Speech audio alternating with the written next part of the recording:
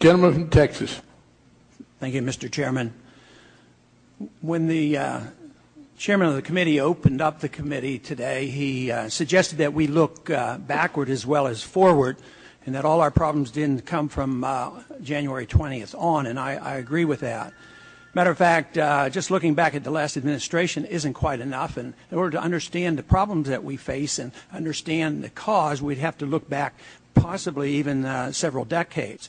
The debate today so much and the discussion has been on technical aspects, which I think are very important, but quite frankly, I think that deals a lot with the symptoms rather than the basic cause, and I'd like to deal more with the cause, so I have a question for the entire panel.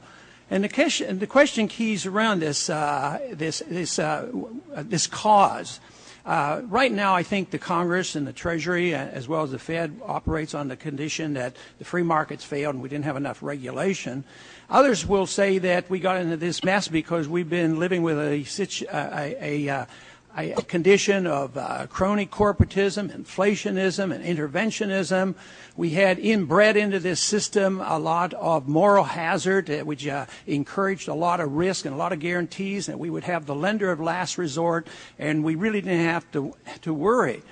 And it created, once again, a phenomenon that's been known throughout history. It's called the madness of crowds, and that's nothing new, but there was certainly a lot of madness going in the economy and in the marketplace.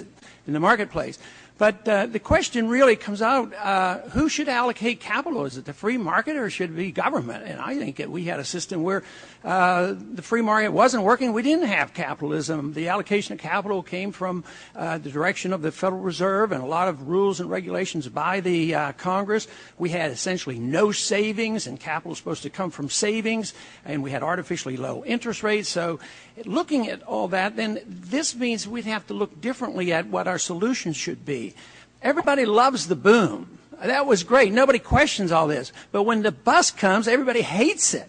And then they quickly have to decide what to do. Unfortunately, I don't see that we're addressing the real problems. We're not addressing what we're dealing with is trying to find a victim. Who's going to soak up the derivatives? Who's going to soak up the debt? Who's going to be penalized? And right now, it looks like Wall Street's getting bailed out, and the little guy in the middle of Main Street America are all going to pay the penalty. And I think this is, we're absolutely going in the wrong direction, whether it's AIG or the rest. So we failed because we didn't follow the marketplace, and then we do the same thing over and over again. We don't seem to improve anything. So my question is this. How do the three of you operate in your own mind? Do you operate with the idea that capitalism failed and they need us more than ever before to solve these problems? Or do you say, no, there is some truth to this? Matter of fact, a lot of truth to it is that we brought this upon ourselves, that we had too much government, too much interference in interest rates, too much risk, moral risk built into the system. Because if you come from the viewpoint that says that the market doesn't work, I can understand everything you do. But if I see that you've totally rejected the market, that you didn't, and that we have to do something about it, I can understand why we in the Congress and you in Treasury and you in the Fed continue to do this. So where do you put the blame? On the market or on crony capitalism that we've been living with probably for 3 decades? Congressman, I certainly do not reject capitalism. I don't think this was a failure of capitalism per se. And I also think that free markets should be the primary mechanism for allocating capital. They've shown over many decades that they can allocate money to new enterprises, to new technologies very effectively. And so we want to maintain that free capital market structure.